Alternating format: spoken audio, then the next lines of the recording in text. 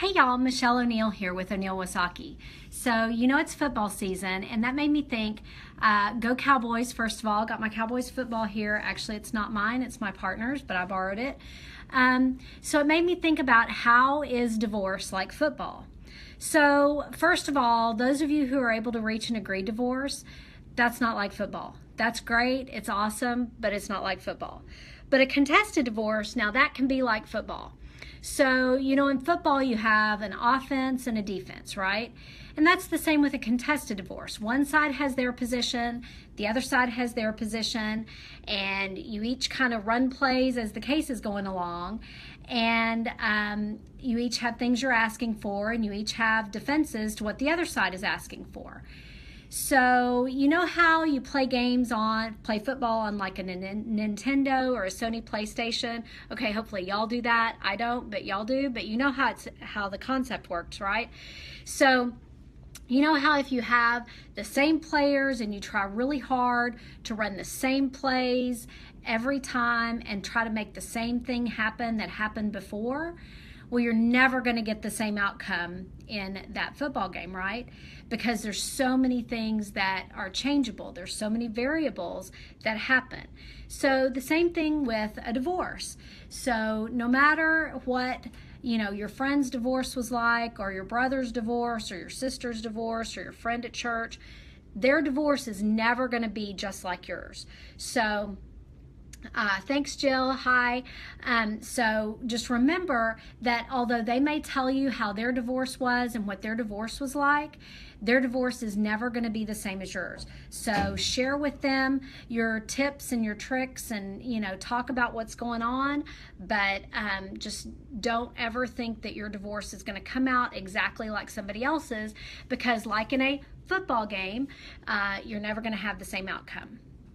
So, speaking of lawyers and lawyers' advice, another way that football is like divorce is with coaches, because in football you have coaches and you have a team of assistant coaches and players' assistants and stuff like that all help make the football game go. So in divorce you have your team of lawyers. So here at O'Neill Wasaki, for example, we have a whole team of people that are here to help our clients. We have our lawyers, we have now 8 of us, and we have paralegals and legal assistants and receptionists and all sorts of people around here that help make a case happen and help a client's situation. And so we all kind of do the thing that we do best. So just like you wouldn't want the defensive coordinator coaching your quarterback, that might not be the best use of that person's expertise. The same thing, a paralegal may be better at drafting pleadings or working with a client on discovery responses, where an attorney may be better at drafting the objections to discovery. So rely on the team to do what the team does best at each person's level. And that way your job gets done right. Another thing about the team and about the coaches, what happens whenever a football coach is losing? Then the football coach gets fired. So, if your lawyer isn't doing what you think the lawyer should do, then, you might want to move on to a different lawyer, a different team for your divorce case. And that brings me to the last way that a contested divorce is like football. A lot of times people ask me, how much is my divorce going to cost? And, in football, so if you watch ESPN or whatever, the college game day, they're always talking about like, what's the score going to be? And they all try to predict the score of any particular game. And like Baylor's playing Rice this weekend. I went to Baylor, sick of Bears. So what's the score going to be? Well, we could all think about that and wonder about that and guess, but that's what it is. It's just a guess. So they're almost always wrong when they try to predict what exactly the score is going to be. So the same thing with a divorce and the cost of a divorce.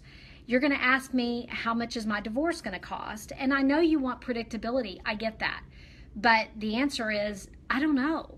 I just don't know. There's too many variables. Like, we're going to run a play and they're going to run a play, and we might create some leverage so that the other side, decides that they want to settle, and we might get an agreement. Or, it might be that we just have to continue till the end of the game and go all the way through a trial with a judge. And so, that's going to affect the cost. There are so many things along the way that can happen, like depositions or ordering medical records or whatever, and the number of hearings that you have. And in other words, the more time that we spend, the more money that it costs. And so the little things all add up along the way.